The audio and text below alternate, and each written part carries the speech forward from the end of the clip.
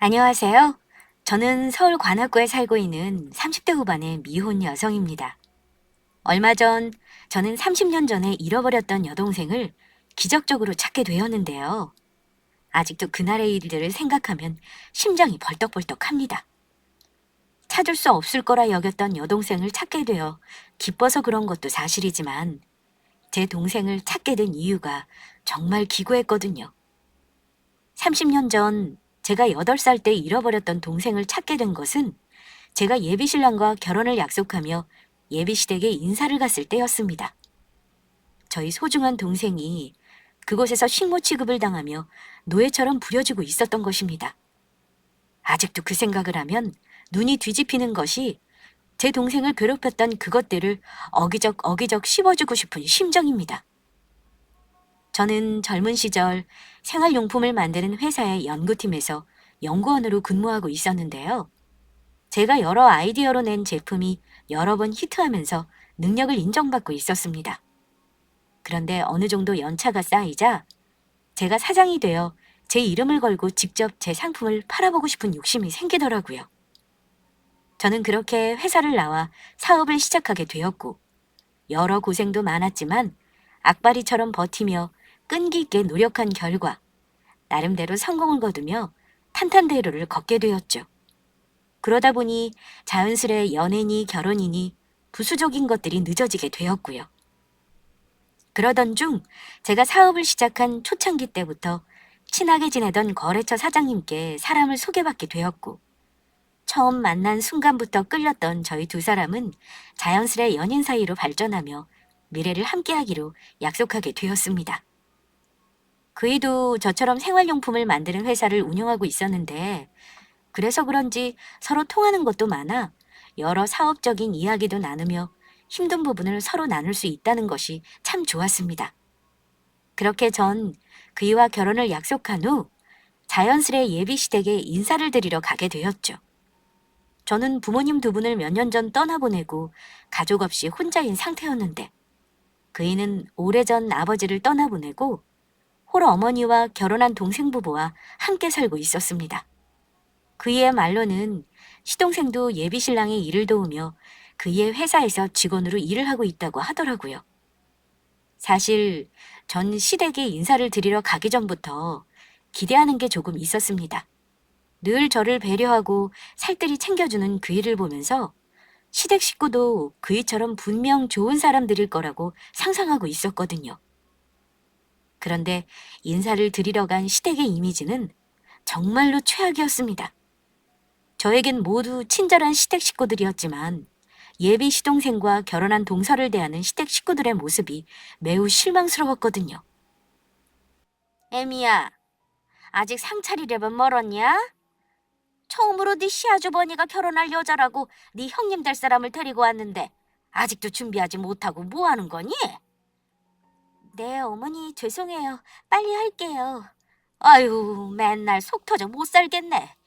가진 것도 없는 고아를 데려다가 가족으로 받아주고 먹이고 입혀줬으면 그만한 노릇은 해야 되는데 뭐 하나 제대로 하는 게 있어야지. 여보, 형이랑 형수님 배고프시겠다. 엄마 말대로 빨리빨리 좀 준비하라고. 처음부터 나 쪽팔리게 만들 거야. 형수님은 잘 나가는 회사 사장님이라는데 당신은 집에서 놀면서 이런 것도 하나 제대로 못하고 정말 비교된다 비교돼. 아유, 밥만 축낼 줄 알지. 저 아무것도 제대로 할 줄 모르는 식충이를 어쩌면 좋니? 그런데 저로선 이해할 수 없는 동서를 막대하는 시댁 식구들의 행동은 밥 먹는 식사 시간에도 계속되었습니다. 동서가 밥을 먹지 않고 시댁 식구들의 수발을 들며 중간중간 설거지며 청소며 집안일을 계속하고 있는 것이었어요. 옛날 어른들의 말씀처럼 꼭 남의 집 식모살이 하는 사람처럼요. 예비시댁을 나온 저는 아무리 그래도 동서를 함부로 대하는 시댁 식구의 모습은 정말 아닌 것 같아 차로 저를 바래다주는 그 일을 향해 몇 마디 해주었습니다.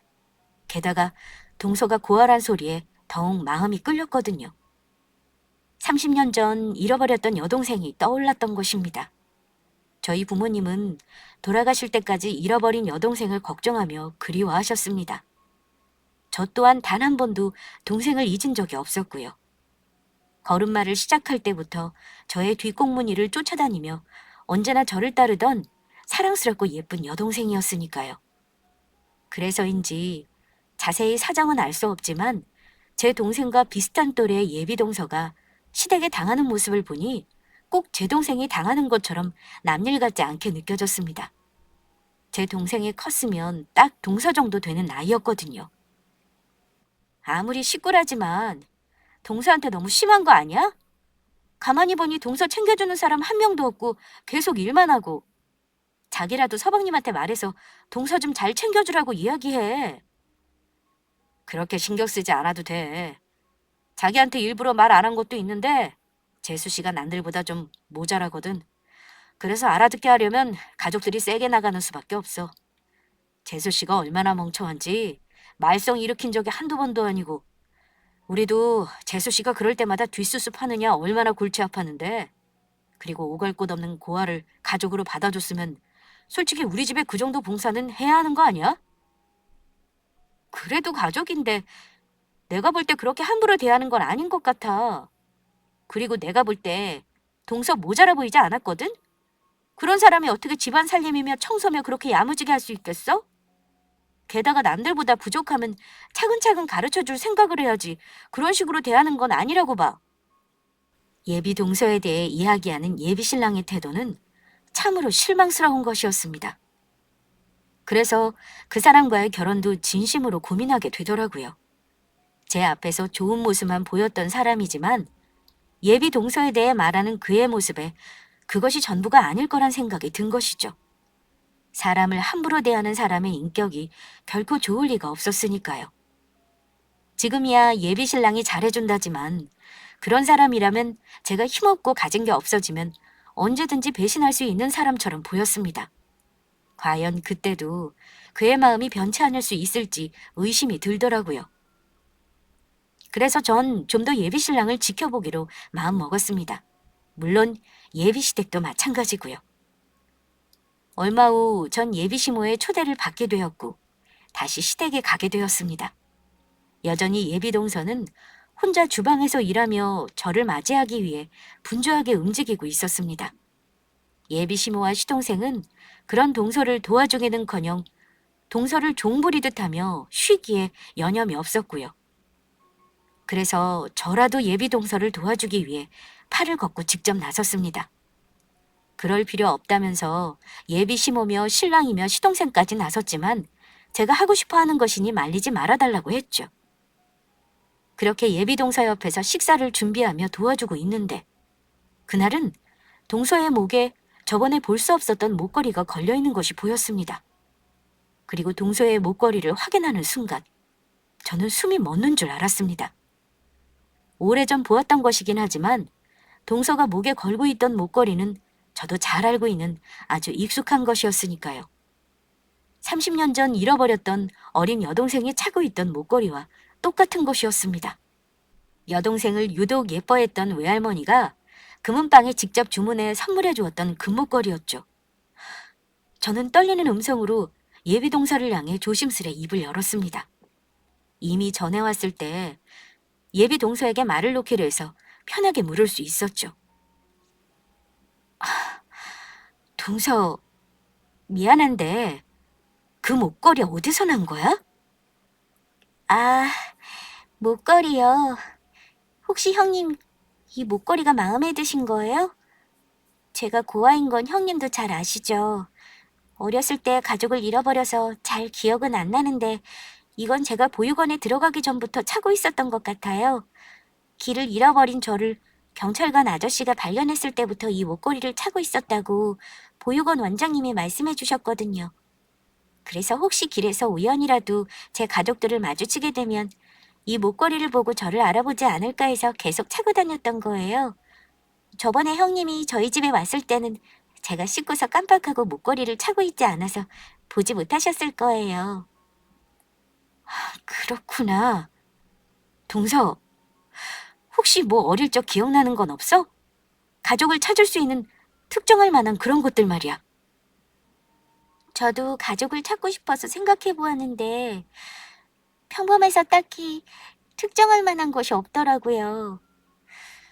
단지 제가 어릴 적부터 붕어빵을 좋아했는데 언니가 그걸 알고 겨울만 되면 용돈을 모아 절 데리고 동네 붕어빵 장수한테 가서 붕어빵을 사줬던 기억이 나요.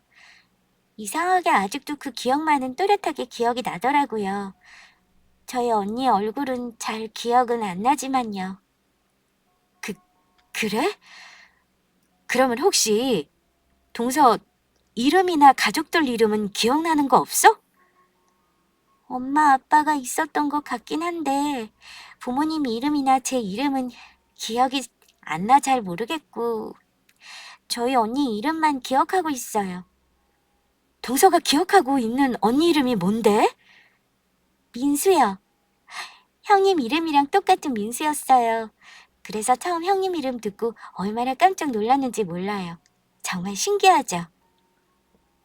동서의 말을 듣고 저는 그만 그 자리에 주저앉을 뻔했습니다. 아무리 생각해도 그녀는 제 동생이 확실해 보였으니까요.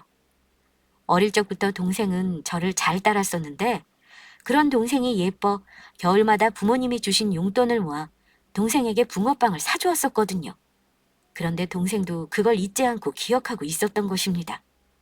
순간 잃어버린 동생을 찾겠다며 백방으로 뛰어다니며 갖은 애를 쓰셨던 돌아가신 부모님의 얼굴이 떠올랐습니다. 동생을 찾기 위해 별의별 수를 다 쓰며 나중엔 경찰청 실종자 가족 지원센터에 유전자 등록까지 했었는데 그런 동생을 예기치 못한 곳에서 너무도 쉽게 찾게 된 것입니다. 하지만 좀 더 모든 것이 확실해질 때까지 지켜보기로 했습니다. 섣부르게 행동했다. 만약 동서가 저희 동생이 아닐 경우 또다시 상처를 줄 수 있는 일이었으니까요. 일단 전 떨리는 마음을 진정시키기로 했죠. 그런 와중에 동서를 향한 예비시모의 괴롭힘은 계속되었고 예비시모가 저희 동생일지도 모르는 사람을 괴롭힌다고 생각하자 욱하는 마음이 들더라고요. 그리고 그날 저는 저의 억장이 무너지는 광경을 우연히 목격하게 되었습니다. 예비 동서를 도와 음식을 준비하던 중 간장이 떨어진 사실을 알고 바쁜 예비 동서를 대신해 제가 밖으로 나가 간장을 사오던 참이었습니다. 그런데 예비 시댁을 들어선 순간 믿지 못할 광경이 눈앞에 펼쳐진 것입니다. 야, 네가 뭔데 우리 안사람들 사람한테 간장을 사오라 말아야? 그 사람이 어떤 사람인데? 잘 나가는 회사 사장님이라고. 능력 없어서 우리 집에 빌붙어 사는 너랑은 다른 사람이라고. 네가 정신이 있니 없니? 만약 저래서 기분 나쁘다고 새아가가 우리 용석이랑 결혼 안 하겠다고 하면 네가 책임질 거야? 아무리 부모 없이 자라서 못 배워도 그렇지. 왜 이렇게 늘 모자란 짓거리만 하는 건지. 너 정말 지능에 문제 있는 거 아니니? 병원 가서 검사 좀 해봐라. 당신 또 문제 일으킨 거야? 제발 정신 좀 차려. 언제까지 이렇게 집안에 분란만 일으킬 건데. 아, 이젠 정말 지친다 지쳐.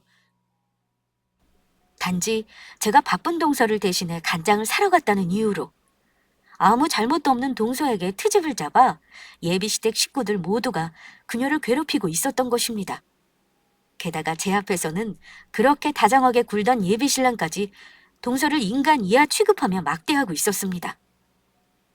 제가 볼 때 예비시댁 식구들 모두 아무 잘못도 없는 동서를 괴롭히며 그녀를 자신들의 화풀이 대상처럼 여기는 듯 보였습니다. 그런데도 동서는 제대로 맞서지도 못한 채 그대로 당하고 있더라고요. 죄송해요. 제가 사오려고 했는데 형님이 바람도 쐴 겸 사다 주신다고 해서 말리지를 못했어요. 닥치고! 다음부터 그 사람한테 그런 허드렛 일 시켰다간 아주 국물도 없을 줄 알아. 이 집안이 누구 때문에 먹고 사는데? 다 내가 사업해서 돈 벌어와서 그런 거 아니냐고. 그러면 그런 나랑 결혼할 사람한테 알아서 기여할 거 아니야? 결혼하면 그 사람도 이 집안 먹여 살리게 될 텐데 이게 도대체 무슨 짓이냐고? 처음부터 저런 거랑은 우리 둘째랑 결혼시키는 것이 아니었다. 제대로 할 줄 아는 것도 없는데다 애도 못 낳는 것이 어떻게 결혼한 지 7년이 넘었는데도 아이가 안 생기니? 너 정말 문제 있는 거 아니니? 머리도 모자라 무슨 문제가 있는지도 아이도 못 낳아. 아유 골치 아파. 둘째야, 지금이라도 너희 이혼 생각해봐야 하는 거 아니니? 새아가랑 비교해도 얼마나 차이가 나는지. 너는 왜 네 형처럼 제대로 된 며느리를 데려오지 못한 거냐? 네 형처럼 확실히 돈이 되는 걸 데리고 왔어야지. 당신 우리 엄마 말 잘 들었지? 앞으로는 제대로 하는 게 좋을 거야. 안 그러면 당장 이혼해버릴 테니까. 아, 아주 이 집안에서 내쫓아버릴 줄 알아. 네가 친정이 있어 형제자매가 있어. 너 여기서 나가라면 구하러 갈 곳도 없잖아. 알겠어. 미안해. 그리고 애미 너 몸 어느 정도 나은 거면 마트 알바 다시 나가야 하는 거 아니니? 게을러서 아무것도 안 하는 주제에 밥만 축내지 말고. 저 잘 먹고 잘 쉬어서 살찐 것 좀 봐. 가족들을 위해 한 푼이라도 더 벌어야 하지 않겠니? 월급 다음은 전부 내 계좌로 보내는 거 잊지 말고. 마트 알바요? 저번에 일하다 무릎 다친 거 아직도 다 낫지도 않았는데요. 병원에서 다 나을 때까지 무리하면 안 된다고 했어요. 그거야 네 사정이고. 그렇게 누가 다치라고 그랬어? 지가 잘못해서 다친 걸 어쩌라는 건지. 당장 이번 주부터 시작하는 게 좋을 거다. 점심 때 집에 와서 이 시어미 밥 차려주는 거 잊지 말고. 네, 알겠습니다, 어머니. 끓어오르는 분노에 당장 집안을 뒤집어 엎고 싶은 걸 전 간신히 참았습니다. 동서가 제 동생일지 모른다는 생각에 그런 것도 있지만 동서가 고아라 의지할 곳 없는 오갈 곳 없는 사람이라는 걸 이용해 노예처럼 부려먹는 그들이 용서가 안 되었습니다. 사람이라면 결코 해서는 안 되는 행동이었으니까요. 게다가 말하는 분위기를 보아 결혼 후 저 또한 이용해 먹으려는 저들의 속내가 뻔히 보이더라고요. 그래서 전 며칠 후 예비시댁에 놀러가고 싶다는 핑계로 다시 한번 예비시댁에 방문했습니다. 마지막으로 동서가 제 동생인지 확실하게 확인하기 위해서요. 그리고 만약 동서가 제 동생이 맞는다면 그녀를 예비시댁에서 구해낼 생각이었죠. 설령 동서가 제 친동생이 아니더라도 그녀를 그 거지 같은 집구석에서 빼내올 생각이었습니다. 그래서 저희 회사에 일자리를 주고 당분간 살 집도 마련해주어 스스로 자립할 때까지 도와줄 계획이었죠. 그런데 예비시댁을 방문한 날, 저는 그전과는 비교도 할 수 없을 만큼의 기가 막힌 일을 목격하게 됩니다. 예비시댁 식구들이 모여 밥을 먹고 있는데 그날도 동서는 가족들과 밥을 먹지 못하고 혼자 수발을 들며 집안 청소를 하기에 바빴습니다. 그런데 예비시모가 국을 다 먹고 동서에게 국을 더 떠오라고 시키더라고요. 동서는 예비시모의 말대로 국을 떠다 줬는데 예비시모가 국을 동서 얼굴에 끼얹는 것이었어요. 너는 이걸 국이라고 떠왔니? 이런 걸 누구 보고 먹으라고? 미지근해서 다 식었잖니. 당장 데워서 다시 떠와라. 너무 놀란 저는 순간 할 말을 잃고 말았습니다. 제가 이젠 아예 자기들 식구가 되었다고 생각한 건지 제 앞에서 아예 대놓고 동서를 막대하기 시작한 겁니다. 예비 시동생과 그이는 그런 시모를 말리기는커녕 아무렇지 않게 지켜보았고요. 동서는 그런 예비 시모에게 군말 없이 국을 데워 가져다 주었습니다. 그리곤 저희가 다 밥을 먹은 후가 돼서야 남은 반찬으로 끼니를 때우는데 저는 눈물이 나오려는 것을 간신히 참았습니다. 그동안 예비 시동생에게 시집아 어떤 대우를 받고 살았을지 그 생각을 하니 얼마나 가슴이 아프고 속상한지 제 가슴에 비수가 꽂히는 듯 했습니다. 가슴에선 피눈물이 흐르는 듯 했죠. 그 후 다 같이 후식으로 과일을 깎아 먹게 되었는데 동서가 과일에는 입에도 손을 안 대는 것이었습니다. 혹시 시댁 식구의 눈치를 보여 그런가 싶은 마음에 제가 동서를 챙기며 물었습니다. 저 동서는 왜 복숭아 안 먹어? 되게 달고 맛있는데 한 입 먹어봐. 아니에요. 실은 제가 복숭아 알레르기가 있어서 먹으면 몸에 두드러기가 나거든요. 저는 동서의 대답을 듣고 그만 들고 있던 찻잔을 떨어뜨릴 뻔했습니다. 동서는 돌아가신 부모님과 제가 그토록 찾아 헤맸던 30년 전 잃어버렸던 저의 여동생이 맞았던 것입니다. 저희 여동생 또한 복숭아 알레르기가 있어서 어려서부터 먹지 못했었거든요. 더는 의심할 필요도 고민할 필요도 없었죠. 하지만 예비시댁 식구들 앞에서 바로 티를 낼 수는 없었습니다. 그 일을 비롯해 예비시댁 식구들의 그동안의 행동으로 보아 제가 동서의 친언이란 사실을 알게 되면 저 인간 같지도 않은 것들이 제 동생을 빌미로 저와 제 동생을 괴롭히며 무엇을 요구할지 알 수 없었으니까요. 저는 속으로 예비시댁 식구들을 향해 복수의 칼날을 갈게 되었습니다. 어떻게 되었든 제 동생이 당한 만큼 저들에게 꼭 돌려줄 생각이었죠. 저는 그 자리에서 시댁 식구들을 향해 당장 말해주고 싶었습니다. 내가 볼 때 멍청한 건 내 동생이 아니고 바로 니들이라고 말이죠. 얼마나 멍청하고 인간이 덜 되었으면 같은 사람을 이렇게 대놓고 무시하며 괴롭힐 수 있느냐고 묻고 싶었습니다. 그것도 자기들을 위해 묵묵히 희생하며 챙기고 뒷바라지 해준 동생한테요. 제가 볼 때 예비시댁 식구들이야말로 제 여동생이 없으면 저들 주둥이에 들어가는 밥 한 톨 하나, 입은 옷 하나 제대로 챙기지 못하는 덜 떨어진 인간들처럼 보였으니까요. 저는 그날 예비시댁을 나오며 몰래 동생에게 전화번호를 물었습니다. 제가 연락을 할 테니 꼭 제 전화를 받아달라고요. 사뭇 진지한 제 표정에 동생은 의아해했지만 알겠다고 하더라고요. 그리고 바로 다음날 동생에게 연락을 했습니다. 동서, 혹시 주변에 어머니나 서방님 있어? 아니요. 어머니는 친구들 만난다고 밖으로 나가셨고 그이는 출근했어요. 그러면 동서, 내가 지금부터 동서한테 중요하게 할 말이 있는데 놀라지 말고 들어줘? 무슨 일 때문인지는 모르겠지만 알겠어요, 형님. 동서, 내가 사실은 동서 친언이야. 네? 형님이 제 친언이라뇨? 갑작스레 그게 무슨 말씀이세요? 용석 씨한테도 아직 말하지 않은 건데 나한테 사실 여동생이 한 명 있었거든. 그런데 내가 초등학교 다닐 때 여동생이 학교 끝난 날 마중 나가러 간다면서 집 밖으로 나갔다가 사라졌었어. 우리 집이 단독주택에 살고 있었는데 어디 안 가고 대문 앞에서 기다린다고 했던 동생이 그날 사라지고 만 거야. 내 동생도 동서가 하고 있는 똑같은 목걸이를 하고 있었어. 그리고 겨울마다 동서 언니가 붕어빵을 사주었다고 했지? 내가 그랬거든? 내가 동생이 붕어빵 좋아하는 거 알아서 겨울마다 부모님 용돈 주신 거 모아서 종종 사주곤 했었어. 그리고 내 동생도 복숭아 알레르기가 있었고. 민정아, 모르겠어? 내가 바로 네 언니야. 겨울이면 네 손 꼭 잡고 붕어빵 사러 갔던 바로 네 언니라고, 민수 언니. 민수 언니? 정말로 민수 언니야? 언니가 내 언니 맞아? 내 이름이 민정이고? 그래, 민정아. 내가 바로 네 언니야, 민정아. 언니. 한동안 저희 두 사람은 아무 말도 못한 채 핸드폰을 붙잡고 울기만 했습니다. 그리고 그간의 이야기들을 해주었습니다.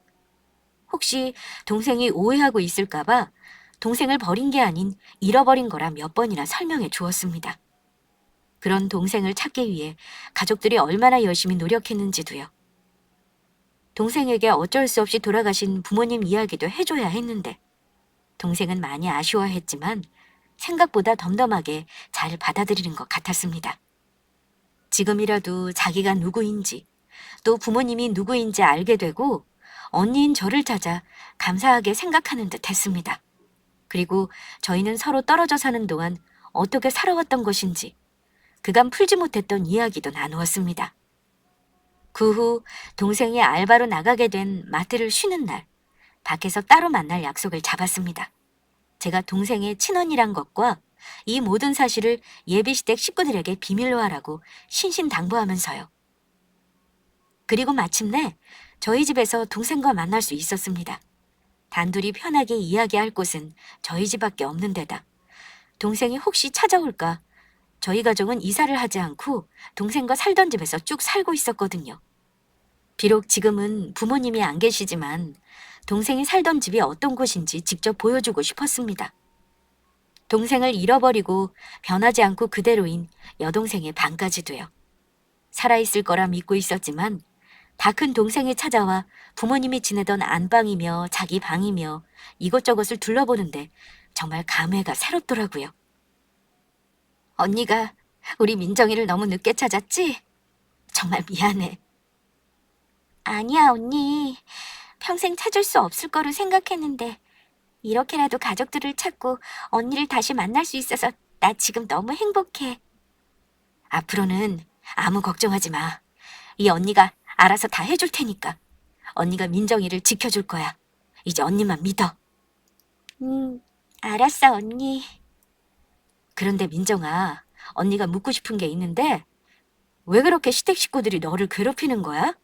그리고 너는 왜 그걸 알면서 가만히 당하고만 있는 거고?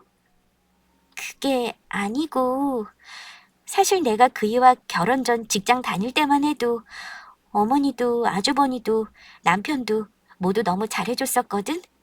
처음 시댁에 인사드리러 갔는데 나보고 친딸 같다면서 어머니도 나를 아주 예뻐하셨어. 그래서 아무 의심 없이 그이랑 결혼한 거고, 사실 내가 고아라는 것 때문에 흠잡히기 싫어서 그동안 일하면서 모아두었던 돈 전부 예단이며 혼수며 열심히 해갔었거든. 그랬더니 남편이며 시댁 식구며 모두 좋아하더라고. 그런데 내가 갑자기 몸이 안 좋아져서 일을 관두고 쉬게 되자 가족들 모두 점점 돌변하더라. 그래서 그게 지금까지 온 거고. 그러면 차라리 이혼하지 그랬어. 저런 것들을 어떻게 가족이라고 믿고 계속 산 거야? 정말로 오갈 곳이 없어서 참고 살았던 거야? 내가 모았던 돈들 전부 시댁에 준 거나 마찬가지이니 당장 이혼하면 오갈 곳이 없는 것도 사실이지만 그보단 가족이란 생각에 참아 버릴 수가 없더라고. 나 사실 결혼해서 화목한 가정을 꾸리고 사는 게 꿈이었거든. 그동안 이 세상에 혼자라고 생각하고 살았는데 결혼하고 처음으로 가족이라는 게 생기자 그게 너무 행복했었어. 그래서 알면서도 당하고 살았어. 다시 혼자가 되는 게 무서웠나 봐. 동생의 말을 듣자 더욱 안쓰러운 생각이었습니다. 왜냐하면 동생의 시댁에 그렇게 당하면서 참고 살 수밖에 없었는지 그 마음이 이해가 되었거든요. 어릴 적 가족과 헤어져 혼자 살았으니 그 외로움이야 말로 표현할 수 없는 것이었을 테니까요. 게다가 자신이 누구인지 부모가 누구인지도 모른 채 살아간다는 것 자체가 많이 무섭고 두려웠을 거란 생각이었습니다. 그래서 그런 모진 구박을 받으면서도 시댁 식구를 버리지 못하고 살았던 것일 테니까요.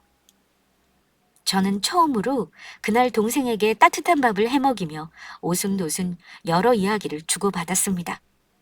어느덧 아쉬운 작별의 시간이 다가오고 저는 집으로 돌아가려는 동생을 붙잡고 아주 중요한 내용이 될 말을 꺼냈습니다. 민정아, 너 그 집에서 나오자. 앞으로는 언니가 민정이 인생 책임져 줄게. 언니, 그게 무슨 말이야? 너 아직 서방님 사이에 아이도 없고 너 진짜 가정 여기 있잖아. 바로 네 언니인 나 말이야. 그러니까 너 그만 그 쓰레기 같은 시댁에서 나오라고. 언니가 도와줄게. 앞으로는 언니랑 살자. 다른 사람 집 말고 바로 우리가 함께 살던 여기 우리 집에서. 언니 성공해서 돈도 많이 벌었고 우리 동생 하나쯤은 먹여 살릴 능력 돼. 부모님이 네 앞으로 남기신 재산도 있어.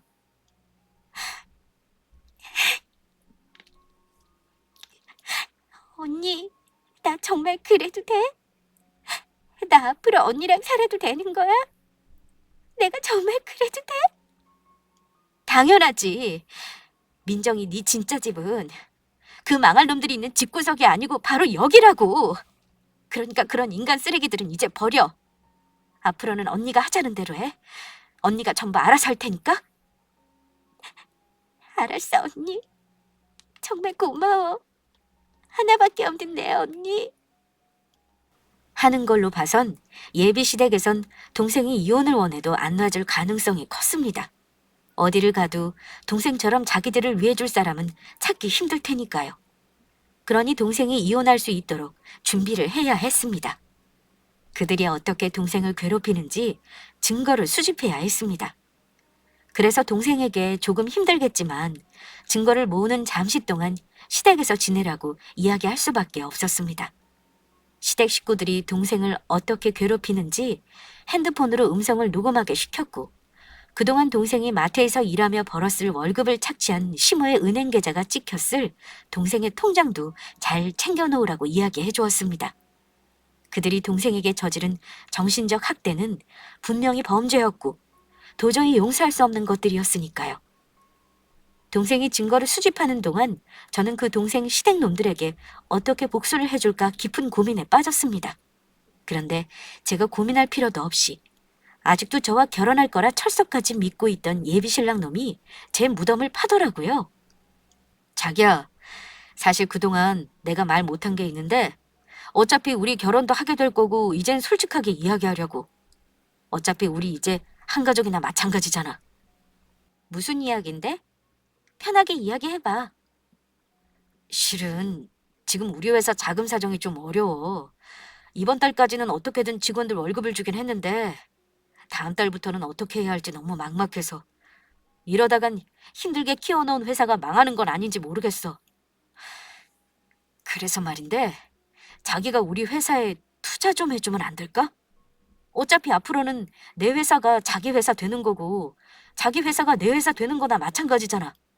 나 망하면 자기도 같이 망하는 거라고. 알겠어. 확답은 할 수 없지만 일단은 나도 한번 잘 생각해 볼게. 정말이야? 정말로 우리 회사 투자하는 거 생각해 보는 거지? 고마워 자기야. 정말 고마워. 저는 속으로 생각했습니다. 너처럼 쓰레기놈 회사에 내가 투자하는 일은 절대 없을 거라고요. 단지 제가 그렇게 답을 하면 예비신랑 놈이 어떻게 나오는지 보려고 했던 것입니다. 그리고 예비신랑의 회사가 어렵다는 말에 예비신랑의 회사에 뒷조사를 시작했습니다. 왜냐하면 얼마 전까지만 해도 여러 히트 상품을 내며 잘 나갔던 회사였던 거로 알고 있으니까요.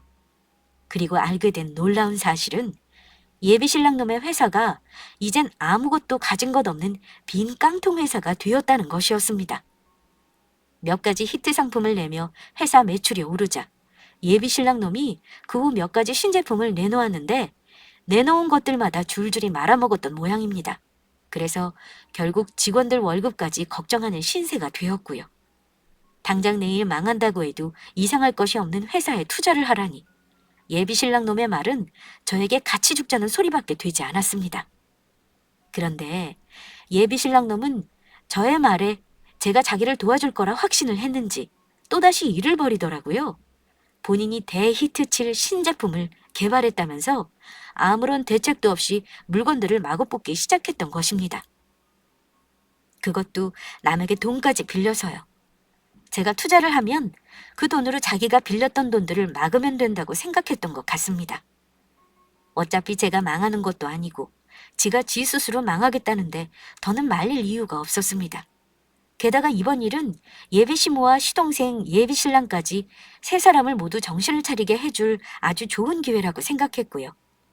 저만 적당한 때에 저희 동생을 데리고 예비시댁을 떠나면 될 것 같았습니다. 그러던 어느 날 늦은 밤 동생에게 갑작스레 전화가 걸려왔습니다. 언니, 나 좀 살려줘. 언니 어머니가. 다급하게 자신을 살려달라는 동생의 목소리. 그리고 그 뒤에서 고래고래 소리 지르는 예비시모의 목소리와 함께 물건들이 깨지는 소리가 들렸습니다. 저는 살려달라는 다급한 동생의 말에 재빨리 예비시댁으로 달려갔죠. 그리고 예비시댁의 집 아파트 벨을 눌러 집 안으로 들어가니 제 동생의 몰골은 말이 아니었습니다. 예비시모에게 맞았는지 동생의 머리를 다 헝클어져 있더라고요. 예비시모라는 인간이 기어이 제 동생에게 손찌검까지 하기 시작한 겁니다. 그 광경을 예비신랑 놈과 시동생 놈은 그저 지켜보고만 있었고요. 아이고, 새아가 밤늦게 여긴 무슨 일이니? 네 동서가 요즘 내 말을 좀 안 듣는 것 같아서 잠시 혼내주고 있었다. 너는 신경 쓸 필요 없어. 그래, 자기야, 엄마 말이 맞아. 밤늦게 여긴 무슨 일로 온 거야? 여긴 신경 쓰지 말고 우린 잠시 밖에 나가자. 참을 수 없는 저는 그동안 참아왔던 말을 드디어 꺼냈습니다. 다 됐고, 너희들 지금 내 동생한테 이게 무슨 짓이야? 동생이라니. 아가, 그게 무슨 말이냐? 당신이 지금 내 동생 때리고 있잖아. 당신 며느리 내가 30년 전에 잃어버렸던 내 친동생이라고. 이제 너희 같은 것들이랑은 전부 끝이야. 전부 끝장. 동생이라니? 자기 동생 같은 거 없었잖아. 자기 외동딸 아니었어? 니놈한테 이야기 안 한 것뿐이지 있었어, 내 동생. 그리고 당신 집에서 애타게 찾던 동생을 얼마 전 찾게 되었고, 그런 소중한 내 동생을 네가 어떻게 대했는지 내가 두 눈으로 똑똑히 확인했지. 내 동생은 너희를 진짜 가족이라 생각하고 잘 살려고 노력했는데 인간이란 것들이 어떻게 이럴 수가 있어? 어떻게 이렇게 한 사람을 괴롭히며 못 살게 살 수 있냐고? 그러면 정말로 애미가 진짜 세아가 네 친동생이라는 소리니? 어머나, 그것도 모르고 내가 그동안 큰 실수를 했구나. 아이, 정말 미안하다. 세아가 그만 마음 풀거라. 애미가 세아가 네 친동생인 줄 알았으면 절대 이렇게 대하지 않았을 거다. 자기야, 정말 미안해. 재수 씨가 자기 동생인 줄 모르고 그랬어. 앞으로는 안 그럴게. 한 번만 기회를 줘. 네, 형수님. 저희가 몰라서 그랬어요. 앞으로는 저희 집사람한테 정말 잘하겠습니다. 이렇게 맹세할게요. 맹세 같은 소리하고 자빠졌네. 오늘부로 제 동생 이 집사람 아니니까 그렇게 하세요. 제 동생 이 쓰레기 같은 집구석에서 그만 데리고 나가겠습니다. 그러면 모두 안녕히 계세요. 전 동생 손을 꼭 잡고 그 집구석을 나와버렸습니다. 어차피 동생의 물건들이야 새로 사면 되는 것이고 제 동생의 안전 확보가 우선이었으니까요. 미안하다고 사과하며 제 신랑과 시댁 식구들에게 연락이 계속 왔었지만 전 무시해버렸습니다. 그리고 며칠 후 저희 회사에 예비 신랑을 비롯하여 시댁 식구들 전부 모이게 했죠. 마지막으로 결판을 내야 했으니까요. 무슨 일이 생길지 모르니 다른 곳에서 만나는 것보다 저희 회사 직원들이 있는 회사에서 만나는 것이 가장 안전하다는 생각이었습니다. 그래서 사장실에 무슨 일이 생긴 것 같으면 바로 직원들을 불러달라고 저희 비서에게도 부탁을 해놓은 상태였고요. 예비 신랑을 비롯해 시댁 식구들은 저와 동생을 보자마자 잘못했다며 빌기 시작하더라고요. 애미야, 그동안 내가 전부 잘못했다. 내가 너무 지나쳤었어. 애미 너랑 가깝다고 생각하다 보니 허물없이 지내려다 내가 그만 실수를 했지 뭐니. 그러니까 그만 화 풀고 다시 집에 들어오면 안 될까? 여보, 나도 잘못했어. 그만 집으로 돌아와. 당신 없으니까 밥 해주는 사람도 없고 집안도 엉망이고 아주 쓰레기장이 따로 없어. 난 당신이 빨리 우리 집으로 다시 돌아왔으면 좋겠어. 자기야, 정말 미안해. 재수 씨가 잃어버린 자기 동생인 줄 알았으면 진작 신경 써줬을 텐데 그것도 모르고 내가 그동안 실수한 것 같아. 다시는 안 그럴 테니까 그만 화 풀면 안 될까?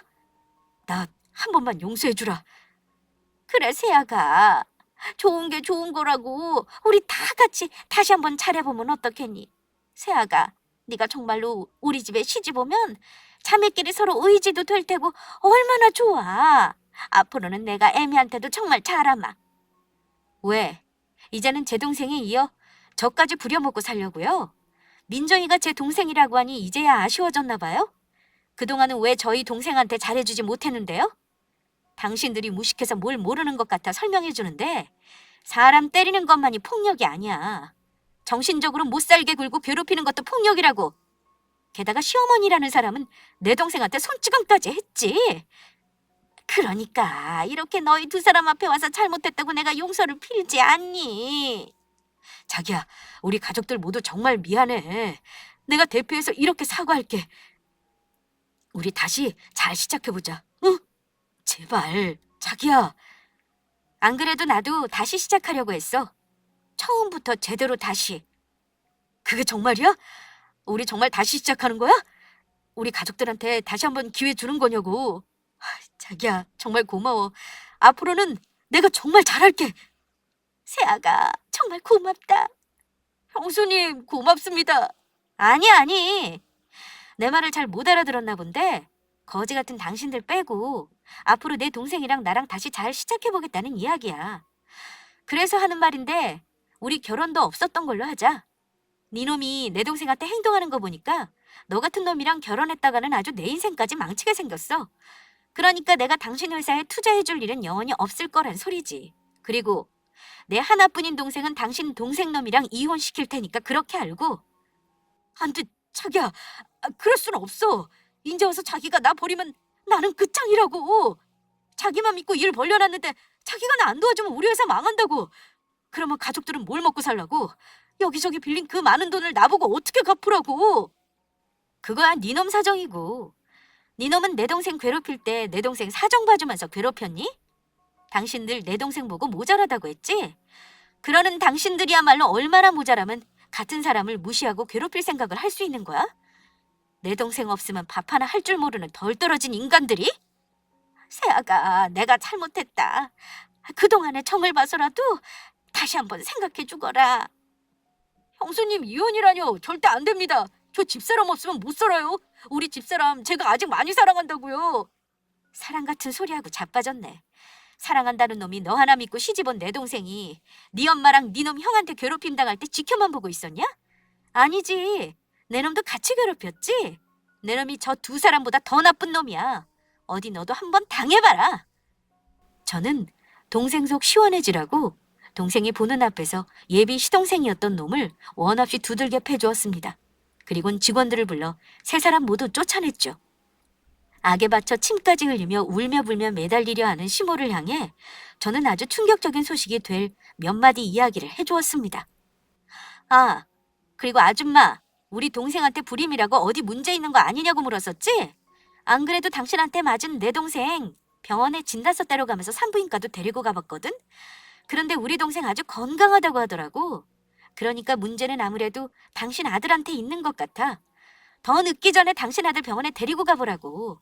당신 아들이 불임인 것 같으니까. 그게 무슨 소리야? 그러면 우리 아들이 아이를 못 가진다는 소리야? 지금 그 소리냐고. 제 말에 적잖이 충격을 받았는지 예비 시모와 시동생은 정신이 나간 듯 보였습니다. 저야 아이를 못 가져도 부부끼리 행복하게 살면 상관없다고 생각하는 사람이지만 예비 시모와 시동생에게는 꽤나 절망적인 소리였나 봅니다. 그 와중에 예비 신랑이었던 놈은 저를 붙잡으려 애를 썼고요. 전부 소용없는 일이었지만요. 그 후 저는 동생과 예비 시동생 놈을 이혼시켰고 예비 시모와 시동생에게 제 동생을 괴롭힌 것에 대한 위조료까지 전부 받아냈습니다. 중간에 제가 자기 아들을 때렸다며 예비 시모가 저를 고소할 거라고 하기에 얼마든지 해보라고 했죠. 저도 당신이 내 동생 때린 거 고소할 거라고 맞받아치면서요. 동생은 제가 자기 남편을 때려준 것을 보니 그동안 억울했던 마음이 풀리면서 아주 속 시원했다고 하더라고요. 그리고 결국 예비 신랑의 회사는 망하게 되었습니다. 저를 이용해 무턱대고 일을 벌리려 하다가 스스로 망하게 된 것이죠. 들리는 소문에 의하면 예비 신랑 가족들 모두 거리에 나앉게 되었다고 하더라고요. 빚진 곳이 한두 곳이 아니었는지 빚쟁이들에게 시달리며 고생이 이만저만이 아니라고 합니다.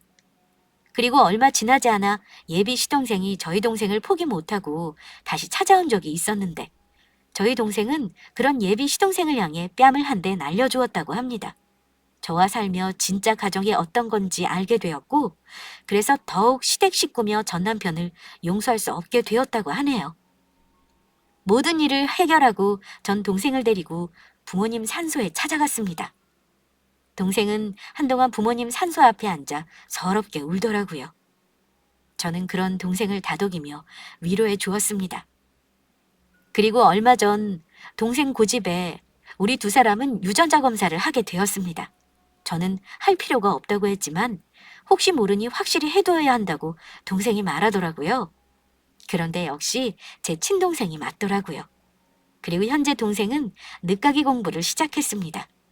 고아로 홀로 살아왔으니 형편 때문에 대학에 가고 싶어도 갈 수가 없었나 봅니다. 그래서 제가 얼마든지 지원해 줄 테니 다시 공부를 시작해보라고 했죠. 동생은 사회복지사가 되어 자기처럼 부모 없이 자란 아이들에게 조금이라도 힘이 되어주고 싶다고 하더라고요. 돌아가신 부모님을 대신해 동생의 꿈을 열심히 응원해 주려 합니다. 그리고 저의 소식이 궁금해하실 분들이 계실지 몰라 말씀드리자면 저도 아주 잘 지내는 중입니다. 부모님에게도 들어본 적 없는 잔소리를 동생에게 들으면서요. 사업을 하려면 건강을 잘 챙겨야 한다며 동생의 잔소리가 이만저만이 아니거든요. 그래도 부모님이 돌아가시고 지금만큼 행복했던 때는 없었던 것 같습니다. 동생을 찾아 이제는 하늘에서 마음 놓고 편히 쉬고 계실 부모님 생각에 마음이 놓이기도 하고요. 앞으로도 저희 두 자매 서로에게 의지하며 열심히 살아보려 합니다. 썰TV 구독자 여러분의 많은 응원 부탁드립니다. 감사합니다.